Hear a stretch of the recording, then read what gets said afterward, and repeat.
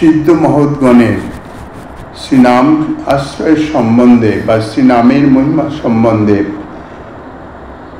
যে অনুভব তাহাই বর্ণনা করছেন গ্রন্থকার। সিদ্ধ শ্রী শ্রী গৌরকিশোর দাস বাবাজি মহারাজ তিনি সদা সর্বদাই শ্রীনাম কীর্তনকেই এক মুখ্য অঙ্গী ভজন রূপে উপদেশ দিতেন। শ্রীমৎ হরিদাস দাস বাবাজি মহাশয় তিনি তাহার শ্রী শ্রী গৌরী বৈষ্ণব জীবন দ্বিতীয় খণ্ডে সিদ্ধ শ্রী শ্রী গৌরকিশোর দাস বাবাজি মহারাজ শীর্ষক প্রবন্ধে তিনি বলেছিলেন, সেখানে তিনি উল্লেখ করেছেন, আগরতলা নিবাসী বাবাজি মহারাজের শিষ্য শ্রীযুক্ত হরেন্দ্র কুমার সেন মহাশয় বাবাজি মহারাজের নিকট শ্রী গুরু প্রণালী জানবার জন্যে পত্র লিখেছিলেন বা প্রশ্ন করেছিলেন। তার উত্তরে বাবাজি মহারাজ তিনি বলেছিলেন, শ্রী ভগবানের অনন্ত রূপ তাহা কল্পনায় জানা যায় না। শ্রী হরিনাম করতে করতে নামের অক্ষরগুলির ভিতর দিয়ে তাহার স্বরূপ প্রকাশ পাবে এবং আত্মস্বরূপও উপলব্ধ হবে। সঙ্গে সঙ্গে তাহার প্রিয় সেবাদিও জেগে উঠবে। অর্থাৎ শ্রী নামই আশ্রয়। প্রকারান্তরে বাবাজি মহারাজ বলতে চাইছেন এই যে সিদ্ধ স্বরূপ, সিদ্ধ স্বরূপ সাধক অবস্থায় অর্থাৎ প্রথম অবস্থায় যে সিদ্ধ স্বরূপের একটা পরিচয় আচার্য পরম্পরায় দেওয়ার একটা বিধান আছে, কিন্তু তাহার ততটা অপেক্ষা নাই। গৌরকিশোর দাস বাবাজি মহারাজের মতে শ্রী নাম করতে থাকলে যখন চিত্তশুদ্ধ হয়ে যাবে, সেই চিত্তশুদ্ধি শুদ্ধ চিত্তে নিজের স্বরূপ যে সে স্বরূপ প্রকাশ পাবে এবং ভগবৎ স্বরূপও প্রকাশ পাবে। এই শ্রী হরিনাম তিনি তো স্বয়ং ভগবৎ স্বরূপ। সেই নামের যে স্বরূপ চিত্তে প্রকাশ পাবে, নিজের স্বরূপও প্রকাশ পাবে, সেই সঙ্গে সঙ্গে স্বরূপের যে সেবা, সেই সেবাও জেগে উঠবে অর্থাৎ প্রকাশ পাবে। অনাদি জন্ম যে বিস্মৃতি, যাহা ভগবত বিস্মৃতি, যাহা এই সংসারে জন্ম মৃত্যু এই মায়ার কবলে কবলিত করেছে, এক কথায় ভগবত বিস্মৃতি, তাহাই হচ্ছে সংসার বন্ধনের কারণ বা এই মায়ায় মোহে মোহিত হওয়ার মূল কারণ। সেই বিস্মৃতিটা যদি দূরীভূত হয়ে যায়, স্মৃতি যদি জেগে উঠে যায়, যেমন দেখা যায় অনেক সময় কোনো বিশেষ আঘাত ইত্যাদি প্রাপ্ত হয়ে স্মৃতি লোপ হয়ে যায়। আমি কে, কোথায় নিবাস, কি ব্যাপার, কোনো কিছুই আর স্মৃতিতে থাকে না। তখন সে যে কাজগুলি করে সেগুলি কিন্তু সে তার স্বাভাবিক অবস্থার কাজ নয়। তারপরে আবার কখনো চিকিৎসার মাধ্যমে হোক বা সেই রকম তাদৃশ আঘাতের সেই স্মৃতি যদি জাগরিত হয়ে যায়, তাহলে কিন্তু তার যে পরিচয়, সে কে, কোথায়, তার ঠিকানা, সে কি করে ইত্যাদি সমস্ত কিছু জেগে ওঠে।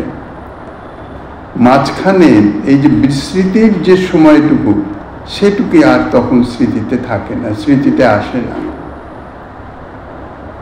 ঠিক সেই রকমই অনাদিকাল থেকেই ভগবত বিস্মৃতিতে মাদৃশ্য জীব মায়ামোহে রয়েছে, নিজের স্বরূপের কোনো পরিচয়ই নাই, স্বরূপ সম্বন্ধে কিছু জানেই না।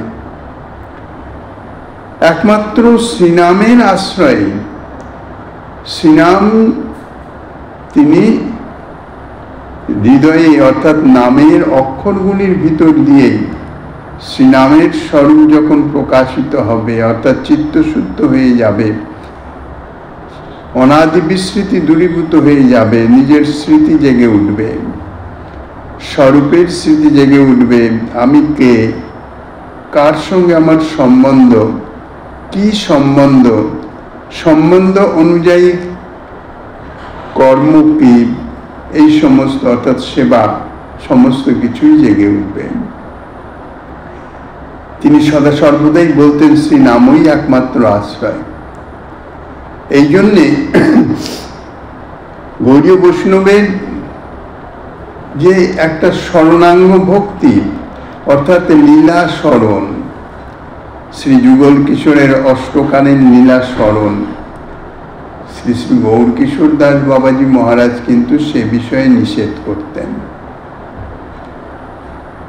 নামাক্ষর স্মরণ, বলো লীলা স্মরণে যেও না, আগে নাম করো, নাম স্মরণ করো, স্মরণাঙ্গ ভক্তি যাজন করো। ভক্তি যাজনের যে ক্রম শাস্ত্রে বর্ণিত আছে, নাম রূপ গুণ লীলা, এই পরম্পরায় তা আগেই লীলা স্মরণে সেটি যথার্থ নয়, সিদ্ধ নয়। আগে নাম স্মরণ করো। নাম অক্ষর স্মরণ করতে করতে তার দ্বারা ধীরে ধীরে চিত্তশুদ্ধ যখন হবে, তখন কোনো কিছু চিন্তা করে বা চিন্তার মাধ্যমে বা ধ্যানের মাধ্যমে, কল্পনার মাধ্যমে কোনো স্মরণের অপেক্ষা থাকবে না। সমস্ত লীলা স্ফূর্তি প্রাপ্ত হবে। নামাক্ষরের ভিতর দিয়ে ভগবৎ স্বরূপ প্রকাশিত পাবে এবং জীবের সম্বন্ধ প্রকাশিত হবে। নামাক্ষর স্মরণ, স্মরণাঙ্গ ভক্তি যাজন করো, নামাক্ষর স্মরণ করো। কীর্তনাঙ্গ ভক্তি যাজন করুন, শ্রী নাম কীর্তন করো। শ্রবণাঙ্গ ভক্তি, শ্রী নাম শ্রবণ করো। শ্রী নবদ্বীপ ধামবাসী কোনো সুপ্রাচীন ভক্ত একদিন সিদ্ধ বাবাজি মহারাজের নিকট বলছেন, আক্ষেপ করছেন যে আমার কিছুই হলো না। বাবাজি মহারাজ বলেছিলেন, তুই 1 মাস আমার কাছে থাক, থেকে উচ্চেশ্বরে কেবল নাম কীর্তন করে দেখ, দেখি তোর কিছু হয় কি না হয়, আমি দেখব। 1 মাস ধরে শুধু উচ্চ নাম কীর্তন করে দেখ, তাতেই সবই লাভ করতে পারবি। সিদ্ধ ছিল গৌরকিশোর দাস বাবাজি মহারাজের উক্তি সব। সিদ্ধ বাবাজি মহারাজের নিকটে শ্রী নবদ্বীপে অবস্থানকারী আরো একজন সুপ্রাচীন ভক্ত শ্রী পুরুষোত্তম ধামে অর্থাৎ নীলাচল ধামে শ্রী জগন্নাথ মন্দিরের নিকটে বসে একদিন, অর্থাৎ এই ঘটনাটি 1366 বঙ্গাব্দে 20 আষাঢ়, বহু বৈষ্ণব সমক্ষে এই দিন ব্যক্তির নিকট বলেছিলেন, অর্থাৎ গ্রন্থকারের নিকট বলেছিলেন, বাবাজি মহারাজ বলতেন শ্রী নামাক্ষরই সাক্ষাৎ শ্রী শ্রী রাধা কৃষ্ণ, নাম করে আবার শ্রী রাধা কৃষ্ণ পাইব কি?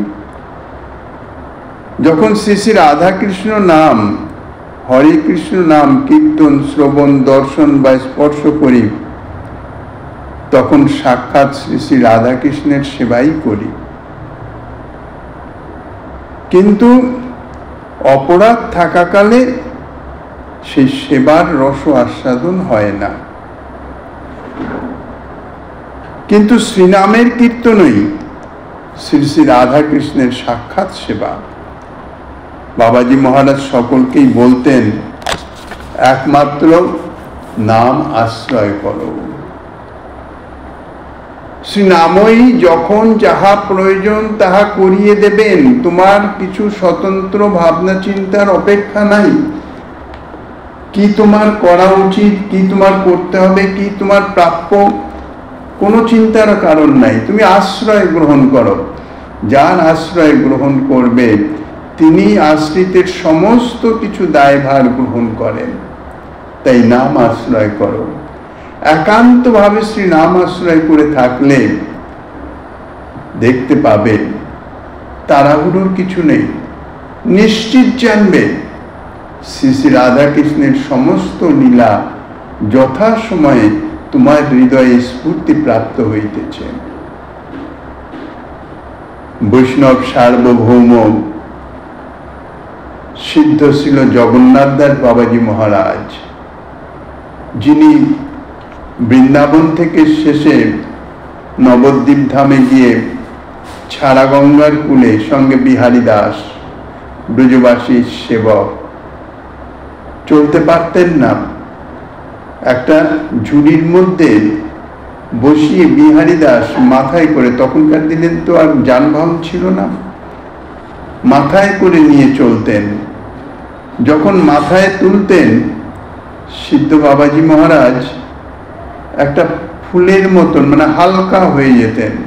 বিহারী দাসের অনুভবই হতো না, যেমন লোক পথ চলতে থাকে কাঁধে একটা গামছা বা চাদর থাকলে যেরকম, ঠিক সেই রকমই অনুভব হতো। সেই ছিল জগন্নাথ দাস বাবাজি মহারাজেরও এই সিদ্ধান্তই ছিল, শ্রী নাম করো। তিনি ব্রজে বিহারী দাসকে বলেছিলেন যে চলো আমরা নবদ্বীপে যাই, কেননা এখানে অপরাধের বিচার আছে। আমার নিতাই গৌরীর কাছে, অর্থাৎ নিতাই গৌরীর নামে অপরাধের বিচার নাই। সেই থেকে তিনি নবদ্বীপেই ছিলেন এবং তাঁর সেই ভজনাশ্রম ভজন কুটি এখনো শ্রী নবদ্বীপ ধামে বিরাজিত। তাহারই অনুগত তাদাত্ম্য ভাব ছিল কেদারনাথ ভক্তি বিনোদ ঠাকুর মহাশয়। তাঁর একটি গানে ভক্তি বিনোদ ঠাকুর, কেদারনাথ ভক্তি বিনোদ, যিনি প্রথম জীবনে জজ ছিলেন, বিশিষ্ট ভক্ত, বিশিষ্ট মহাজন, তিনি অনেক গান রচনা করেছেন, অনেক কিছুই রচনা করেছেন। তার মধ্যে একটি গানে আছে, প্রেমের কলিকা নাম অদ্ভুত রসের ধাম, হেন বল করিয়া প্রকাশ, ঈষদ বিকশী পুন দেখায় নিজ রূপ গুণ, চিত্ত হরি লয় নিজ পাশ। পূর্ণ বিকশিত হইয়া ব্রজে মোরে যায় লইয়া, দেখায় মোরে স্বরূপ বিলাস, মোরে সিদ্ধ দেহ দিয়া কৃষ্ণ পাশে রাখে গিয়া, এ দেহের করে সর্বনাশ। শরণাগতিতে এ কথা বলছেন যে কি প্রেমের কলিকা, প্রেমই তো জীবের প্রয়োজন। প্রেম প্রস্ফুটিত হবে, তার আগে তো সে কলিকা অবস্থায় থাকে। যখন কলি আসে, তা বলছেন এই যে প্রেম, প্রেমের কলির স্বরূপ হচ্ছে নাম। আর এই যে নাম এক অদ্ভুত রসের ধাম, অদ্ভুত, অদ্ভুত তার শক্তি, অদ্ভুত তার সামর্থ্য, অদ্ভুত তার কৃপা করুণা। বলছেন হেনবল করিয়া প্রকাশ, এমন শক্তি নাম প্রকাশ করেন যে কলিকা যেমন ধীরে ধীরে একটু একটু করে প্রস্ফুটিত হয়, ঠিক সেই রকম ঈষৎ বিকশী, একটুখানি প্রকাশ করেই শ্রীনাম একটু প্রকাশিত হয়েই নিজের রূপগুণ দেখায়। অর্থাৎ নিজের রূপগুণ, অর্থাৎ নামের এমন মাধুর্য, এমন আস্বাদন, যাহার দ্বারা মন বুদ্ধি চিত্ত তাকে হরণ করে নেয়। বলছেন চিত্ত হরি লয় নিজ পাশ, শ্রীনাম নিজের আশ্রয়ে নিয়ে নেয়। তারপর যখন শ্রীনাম পূর্ণ প্রকাশিত হয়, অর্থাৎ প্রস্ফুটিত হয়, বলছেন পূর্ণ প্রকাশিত অর্থাৎ পূর্ণ প্রেম, প্রেম রূপে, নামই প্রেম রূপে হৃদয়ে প্রকাশিত হচ্ছে। সেই যে প্রেমের কলিকার নাম, যে প্রেমের কলিকারক যে নাম যখন পূর্ণ প্রকাশিত হয়ে যাচ্ছে, তখন আমাকে ব্রজে নিয়ে যায়। কেননা নিজের স্বরূপের স্মৃতি তো দিয়েই দিয়েছেন, দেখায় নিজ রূপগুণ। অর্থাৎ চিত্তশুদ্ধ না হলে তো এই সমস্ত স্মৃতি অপ্রাকৃত প্রকাশিত হয় না। তো সেই আমাকে ব্রজে নিয়ে যায় এবং শ্রী যুগল কিশোরের যে স্বরূপ বিলাস তাহা দর্শন করায়, এবং সেই সঙ্গে সঙ্গে আমার সেই পার্শ্বদ দেহ প্রদান করে। অর্থাৎ এই যে দেহ, প্রাকৃত দেহ, এই প্রাকৃত জড়দেহ, ইহা তো ভগবত সেবাযোগ্য নয়, কারণ প্রাকৃত দেহে তো ভগবত সেবা হয় না। অপ্রাকৃত যে দেহে, যে স্বরূপে ভগবত অর্থাৎ যুগল কিশোরের সেবা হবে, সেই দেহ প্রদান করে যুগল কিশোরের পাশে অবস্থান করা, অর্থাৎ সেখানে পৌঁছে দেয়, এই দেহের সর্বনাশ করে দেয়, অর্থাৎ এই দেহ পরিত্যাগ হয়ে যায়। ব্রজভূষণ শ্রীমৎ রামকৃষ্ণদাস বাবাজি মহারাজ শ্রী বামাচরণ বসু ভাগবত রত্ন মহাশয়কে লিখেছিলেন, আচ্ছা তর্ষে হরিনাম করো, চিত্ত জব নির্মল हो जाएगा, তব লীলা আপসে স্ফুরণ হয়েগা। এটা বাস্তবিক সত্যি কথা। সাধকের প্রথম সাধনেই হচ্ছে চিত্তশুদ্ধি। চিত্তশুদ্ধি বিনা ভক্তি মহারানীর কৃপা লাভ হবে না, ভক্তি মহারানীর হৃদয়ে অবস্থান করতে পারবেন না, আবির্ভাব হবে না। আর ভক্তি মহারানীর যদি আবির্ভাবই না হয়, তাহলে ভক্তি অঙ্গ যার জন্য ঠিক ঠিক হবে না, অর্থাৎ ভক্তি হবে না। ভগবত কৃপা, ভগবত সেবা হবে কি করে, আসবে কি করে? ভক্তি বশ পুরুষ, ভক্তি মহারানীর মাধ্যমেই তো ভগবত প্রকাশিত হবেন। এই জন্যেই বলছেন যে চিত্তশুদ্ধিরই অপেক্ষা যত কিছু সাধন ভজন, তার মূল চিত্তশুদ্ধি। তাই শ্রী হরিনাম আশ্রয়ে যত শীঘ্র চিত্তশুদ্ধি হয়, অন্য কোনো সাধনে তাহার সম্ভাবনা নাই। শ্রী শ্রী ভক্তি রহস্য কণিকা গ্রন্থ কৃতপাদ শ্রী শ্রী চৈতন্য চরণানুচর গোস্বামী পাদগণের বীজাকারে ও সূত্রাকারে সম্পঠিত সিদ্ধান্তকে শাস্ত্র মৌলিক অনুভব সিদ্ধ বিভিন্ন যুক্তিমালার দ্বারা বিশ্লেষণ করে সুনিপুণভাবে শ্রীনামের অঙ্গিত্ব প্রকাশ করেছেন। সেই গ্রন্থের কয়েকটি স্থান থেকে কিছু উদ্ধৃতি এখানে আলোচনা হচ্ছে। বলছেন, নির্গুণা ভক্তি চিদানন্দময়ী স্বরূপ শক্তিরই বৃত্তি বিশেষ হয়। অর্থাৎ এই যে ভক্তি, ইহা তো চিদানন্দময়ী স্বরূপ শক্তিরই বৃত্তি বিশেষ। ভক্তাঙ্গ সাধনাঙ্গ মাত্রই নিরতিশয় মহাপ্রভাব সম্পন্ন হচ্ছেন। এই হেতু স্মরণ, বন্ধন, অর্চন কিংবা সাধুগুরু ভাগবত শাস্ত্রাদি অথবা ধাম, প্রসাদ, তুলসী ও বৈষ্ণব্রতাদি, এই যে নিখিল ভজনীয় বস্তু, এর প্রত্যেকটির মহিমার কোনো ইয়ত্তা করা যায় না, অর্থাৎ সীমা পরিসীমা নাই। সুতরাং যে অঙ্গে যার আবেশ, তার পক্ষে তাহাই সর্বোত্তম বোধ হওয়া স্বাভাবিক। তথাপি অর্থাৎ এই যে ভক্তি অঙ্গ, যে অঙ্গে যার, অর্থাৎ যে ভক্তি অঙ্গে যার বেশি আকর্ষণ, সেটি তার নিকটে সর্বোত্তম, এটি স্বাভাবিক। কিন্তু তথাপি ইহাও বিবেচ্য, বিশেষত যুগ বিশেষে, অর্থাৎ যুগ ধর্ম, যে যুগের যে ধর্ম সেটির প্রাধান্য থাকে। এতে যুগ বিশেষে শ্রী নাম সংকীর্তনেই যখন শ্রী ভাগবতাদি শাস্ত্রে বিশেষভাবে যুগধর্ম রূপে কীর্তিত হয়েছেন, এবং স্বয়ং ভগবান কর্তৃক, স্বয়ং ভগবান অর্থাৎ শ্রী গৌর সুন্দর, তিনি আবির্ভূত হয়ে ভক্তি অঙ্গ বর্ণন করে তার মধ্যেও বলছেন তার মধ্যে সর্বশ্রেষ্ঠ নাম সংকীর্তন। নাম সংকীর্তন কলৌ পরম উপায়, তো স্বয়ং ভগবানের উক্তি। তাদের সমুদয় ভজনাঙ্গের বীজ বা কারণ রূপে স্পষ্টই শ্রী নামই নির্দিষ্ট হয়েছেন। তখন কেবল শ্রী নামকেই তদঙ্গী বোধে আশ্রয় পূর্বক ভজনে প্রবৃত্ত হলে সেই সুপ্রসন্ন নামেরই কৃপায় উক্ত ভক্তাঙ্গ বা সাধনাঙ্গ, অর্থাৎ অন্যান্য ভক্তাঙ্গ বা সাধনাঙ্গগুলি সকলের মহামহিমাদিও যথার্থ রূপে অন্তরে অনুভূত হবে।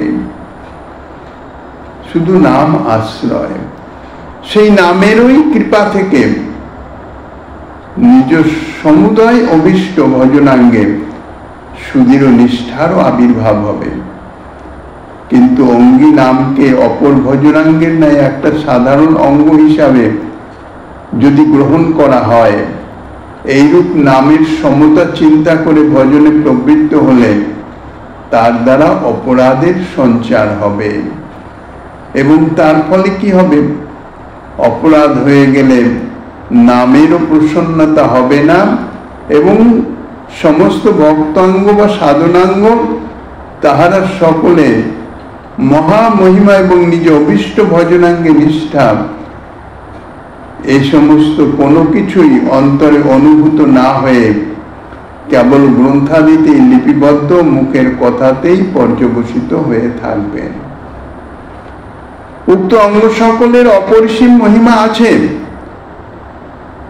যাহারই চিত্তে যথার্থ রূপে উদিত হয়েছে, তাহাকে অবশ্যই তদঙ্গী বোধে শ্রী নামেরই একান্ত আশ্রিত বলেই বুঝতে পারা যায়। ভজন পথে নিখিল মঙ্গল, এই মঙ্গলেরও মঙ্গল স্বরূপ শ্রী নামেরই কার্যরূপে আপনি সমাগত হয়েন। মুখ্যভাবে শ্রী নামাশ্রয় থেকেই শ্রী সাধুগুরু গোবিন্দ ধাম প্রভৃতি বিষয় সকলেও প্রকৃষ্ট রূপে প্রপন্ন বা আশ্রিত হওয়া যায়। শ্রীনামের সর্বশ্রেষ্ঠত্বাদি বোধ বিষয়ে পূর্বপক্ষ এবং তাহার সমাধান। অর্থাৎ এখন যদি বলা যায় অগ্নির যথার্থ দাহিকা শক্তি প্রকাশের ন্যায় নামের স্বরূপ বা মহিমাদি বিষয়ে জেনে বা না জেনে যেভাবেই হোক, উহা গ্রহণ মাত্রেই, অর্থাৎ যখন নাম গ্রহণ মাত্রই নামের প্রভাব বিস্তার করে তার চিত্ত শুদ্ধ করে সর্বসিদ্ধি সর্বাভীষ্ট প্রাপ্তি করেই দেয়, ইহাই শাস্ত্র সিদ্ধ। তখন সেই নাম সম্বন্ধে উক্ত প্রকার কারণত্ব, অঙ্গিত্ব বা সর্বশ্রেষ্ঠত্ব প্রভৃতি অবগত হয়ে ভজন করবার কি বা আবশ্যকতা আছে? অর্থাৎ নামই প্রথম সর্বশ্রেষ্ঠ, মুখ্য, নামের থেকেই সমস্ত কিছু পাওয়া যাবে, এই সমস্ত জেনে নিয়ে তারপরে গিয়ে নামের আশ্রয় গ্রহণ করা তার কি আবশ্যকতা আছে? কেননা যে কোনো ভাবে জেনে হোক অজানায় হোক যেভাবেই হোক নাম গ্রহণ করলেই তো হবে। অগ্নির দাহিকা শক্তি যেমন অগ্নি জেনে স্পর্শ হোক না জেনে স্পর্শ হোক, তার কাজ যে দগ্ধ করা, সে দগ্ধ করবেই। জেনে বিষ গ্রহণ করুক আর না জেনেই বিষ গ্রহণ করুক, তার যে মানন শক্তি তা প্রকাশিত হবে। তা যেভাবেই হোক নাম গ্রহণ করলেই হলো। অঙ্গী হিসাবে প্রাধান্য দিয়ে গ্রহণ করতে হবে, অঙ্গ হিসাবে গ্রহণ করলে সেটা হবে না। এ জাতীয় বিধিনিষেধের অপেক্ষা কেন? তার উত্তরে বলছেন, নামের শক্তি প্রকাশে তন্মহিমাদি বিষয়ে অবগত হওয়া বা না হওয়ার কোনো অপেক্ষা নাই, এটা ঠিক, তাহা সত্য। কিন্তু অপেক্ষা না থাকলেও কাহারও মহিমা প্রকাশিত হয়, অর্থাৎ করুণা, মহিমা অর্থাৎ করুণা, কৃপা করুণা প্রকাশিত হয় কিভাবে? তাহার প্রসন্নতার মাধ্যমে। এই জন্য বলেছেন সাধুগুরু বৈষ্ণব বা ভগবান তাহাদের কৃপা করুণা, কৃপা, আমরা সকলে কৃপা চাই, করুণা চাই, কিন্তু কৃপার যে স্ফুরণ প্রকাশ তাহার মূল হইতেছে প্রসন্নতা। অপ্রসন্ন হয়ে গেলে কৃপা প্রকাশিত হয় না, করুণা প্রকাশিত হয় না। এই জন্যে নামের যে মহিমা, নামের যে কৃপা করুণা স্বতঃস্ফূর্ত স্বাভাবিকভাবে প্রকাশিত হয়, কিন্তু যদি নাম অপ্রসন্ন হয়ে যান, যেমন কোনো ব্যক্তি স্বাভাবিকভাবে দয়ালু, কিন্তু যদি কোনো কারণে তিনি অপ্রসন্ন হন, তিনি তো মুখে কিছু বলবেন না, কেননা সাধুগুরু বৈষ্ণব ভক্ত মহাত্মা তাহাদের স্বভাবই সেটি, মুখে তাহারা কিছু প্রকাশ করেন না। কিন্তু প্রসন্নতা অপ্রসন্নতা ইহা তো মনের ধর্ম, অন্তরের ধর্ম। অন্তরে যদি প্রসন্নতা আসে তাহলে এটা স্বতঃস্ফূর্ত করুণা প্রকাশিত হয়, স্বপ্রকাশ, করুণা, কৃপা করুণা স্বপ্রকাশ, প্রসন্নতার মাধ্যমে তাহা প্রকাশিত হয়। আর অপ্রসন্ন হয়ে গেলে সেই করুণা স্তব্ধ হয়ে যায়, বাধা প্রাপ্ত হয়ে যায়। আর সেই অপ্রসন্নতার মূল কারণ হচ্ছে অপরাধ।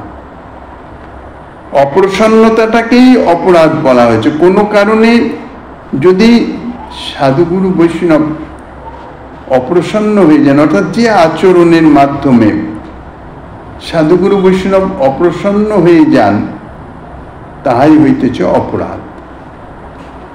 তাই বলছেন নাম অপরাধ বিষয়ে সচেতন থাকবার বিশেষ অপেক্ষার কথা শাস্ত্রে বিশেষভাবে উক্ত হয়েছে। কেননা যদি নাম অপরাধ সংগঠিত হয়ে যায় তাহলে নাম প্রভু অপ্রসন্ন হয়ে যান, তাহার যে স্বপ্রকাশ কৃপা করুণা স্বতঃস্ফূর্তভাবে যাহা প্রকাশিত হয় তাহা স্তব্ধ হয়ে যায়, তাহার প্রকাশ পেতে পারে না।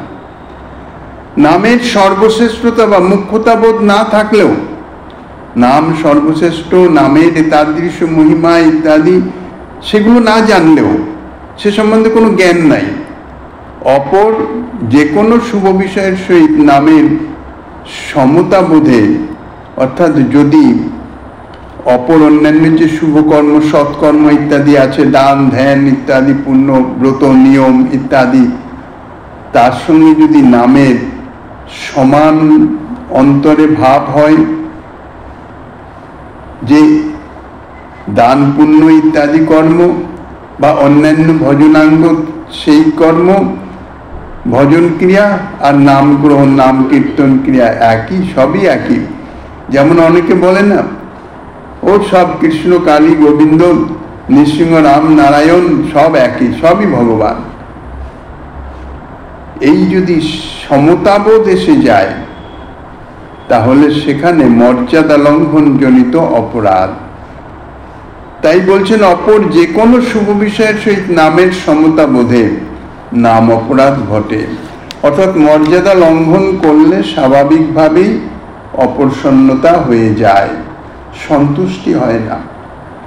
সন্তুষ্টি না হওয়াতে অপরাধ হয়ে যায়। এই হেতু নামের মুখ্যত্ব বা অঙ্গিত্ব বিষয়ে যদি অবগত হয়, অর্থাৎ জানে কার কি মর্যাদা, জেনে যদি তাহাকে গ্রহণ করা হয় তাহলে মর্যাদা লঙ্ঘন জনিত অপরাধের সম্ভাবনা থাকে না।